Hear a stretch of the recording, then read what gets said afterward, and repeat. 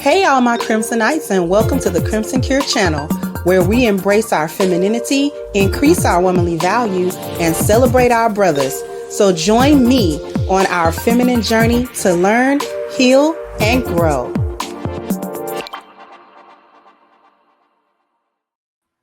Hey there, my Crimsonites, and welcome to the Crimson Cure channel. I'm your hostess, femininity coach, and author of The Crimson Cure, and this is my perspective.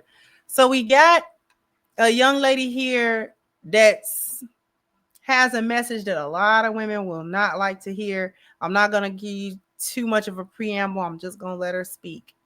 I'm sorry, but to me, being 45 with no fucking kids and no fucking husband, talking about I'm still trying to find the right one, is not a flex. That is not, baby, you are damaged goods at that point. I know y'all hate when I call y'all that, but time does not fucking play. And y'all want to sit up here and be like, oh, my 20s, this is my 20s. That is your prime, girl. Get the best. You are going to get the best man you can get in your 20s. I promise you that. After that, you are just the pick of a random ass litter. And you better hope to God that you find somebody. Because when I'm telling y'all, it's hard out here. Y'all think it's all fun and games because you're cute now, your tight little waist and all that stuff. That shit gonna be gone, girl. You know what I mean? Like right now, stop fucking playing around. Disclaimer though, I'm not saying going out here and be a baby mama. No. Do not go out here and have kids in your 20s if you're not married. Do not fucking do that. That is the girl, you will ruin your fucking life. Do not do that. If you are not married, do not have kids in your 20s. Now, if you're not married and you get pregnant in your 30s, probably best to keep the fucking babies because we don't know when your next opportunity gonna come. But like I said, this is for marriage goals only. Get married in your 20s. And they talking about some, oh, what if you don't like that person? What if you change? You both are going to change. You both will have things you don't like and things you do like, but you just can't leave someone because of one thing you don't like about them. I'm sorry. And she's not lying about that. The reason why it's damaged goods, this is especially so, I would add that this is also women who've never been married before as well. More so than women who maybe have gone through a marriage before. If you have never, ever been married and you're hitting on almost 50 and you're still talking about you're finding yourself or you're finding the right person, you have wasted a lot of time. And that's where the damaged goods come from. The damaged goods don't come from, contrary to a lot of popular belief, it doesn't even really come from, I'll put it like this.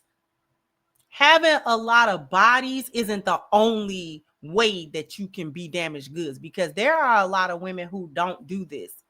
The damage isn't coming from sex with men and sex with random men. The damage is on the inside to begin with.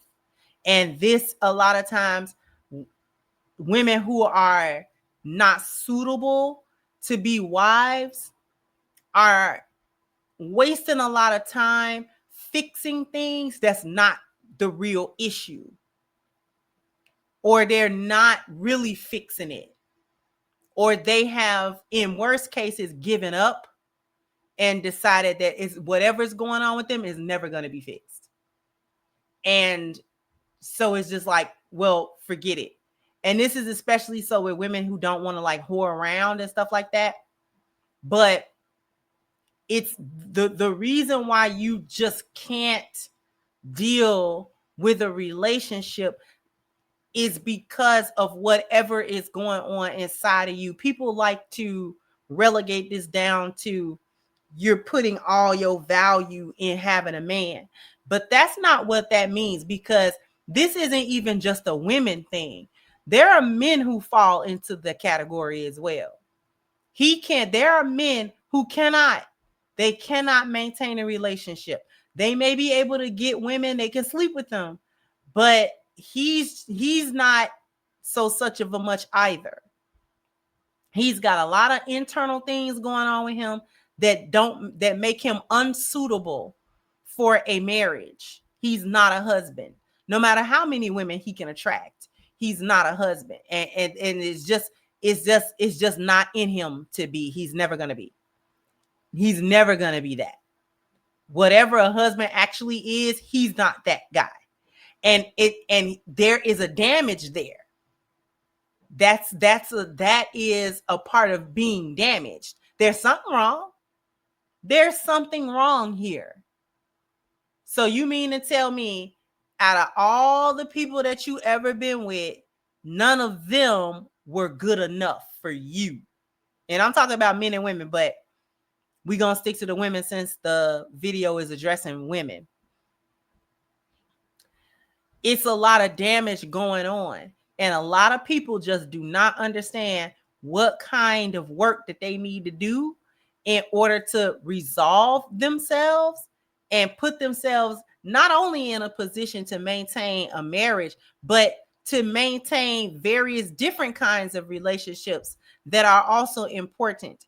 Because as the saying goes, how you do anything is how you do everything. So if you can't maintain here and here and here, then that's spilling over in some way to other aspects of your life that don't have anything to do with marriage and romance. Right? A lot of times friendships are lacking.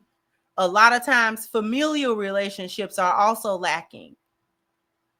People that don't know how to hold relationships together don't know how to hold them together, whether they're romantic or not. That's usually the case when they cannot hold no relationship together at all.